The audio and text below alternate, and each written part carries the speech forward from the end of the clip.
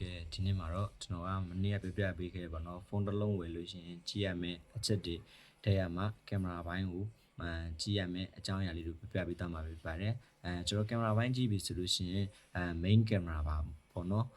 ပြီးလို့ရှိရင်ကျွန်တော်တို့ဒီ dual camera လား triple camera လားကင်မရာဘယ်နှလုံးအသုံးပြုပေးထားတယ်ဆိုတာတစ်ချက်ကြည့်ရမယ်နောက်တစ်ခုကသူ့ရဲ့ marker pixel တွေကြည့်လို့ရတယ်ပြီးလို့ရှိရင်သူ့ရဲ့ aperture size တွေဘယ်လို sensor တွေသုံးပေးထားရလဲသူ့မှာ ultra wide ပါလားပြီးလို့ရှိရင်ကျွန်တော် telephoto ပါလားပြီးလို့ရှိရင်ကျွန်တော် micro lens ပေါ့နော်အဲ့လိုမျိုးကင်မရာပါလားဘယ်လိုကင်မရာ lens တွေအသုံးပြုပေးထားလဲဆိုတော့တစ်ချက်ကြည့်ရမှာပဲဖြစ်ပါတယ်နောက်ကင်မရာကြည့်ပြီးဆိုလို့ရှိရင် shape found ကင်မရာမှာဆိုလို့ရှိရင် mega pixel ဘယ်လောက်အသုံးပြုပေးထားရလဲ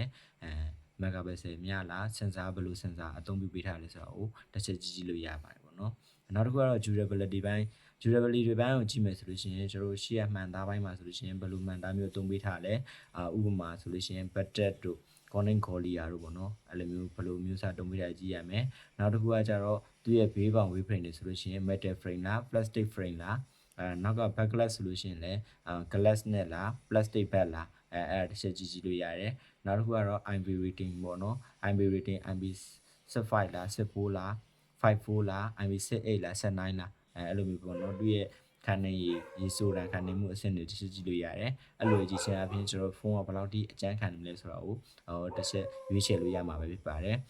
နောက်ဆုံးတစ်ချက်ကတော့ကျွန်တော်တို့ဒီဖုန်းထုတ်လုပ်ခဲ့တဲ့ခုနှစ်ပေါ့နော်အဲ့ဖုန်းကကျွန်တော်တို့ဘယ်နှစ်ခုနှစ်ကထွက်ထားရလဲပြီးလို့ရှိရင်ကျွန်တော်တို့ထွက်ထားကြပြီလား model ကဘယ်လောက် model လဲအဲ့ဒါလေးကိုတစ်ချက်ကြည့်ရမှာပဲဖြစ်ပါတယ်ဒါကတော့ကျွန်တော်ဖုန်းတစ်လုံးဝယ်မယ်ဆိုလို့ရှိရင်ကြည့်ရမယ့်အခြေခံသဘောတရားလေးတွေပြပေးသွားပါဖြစ်ပါတယ်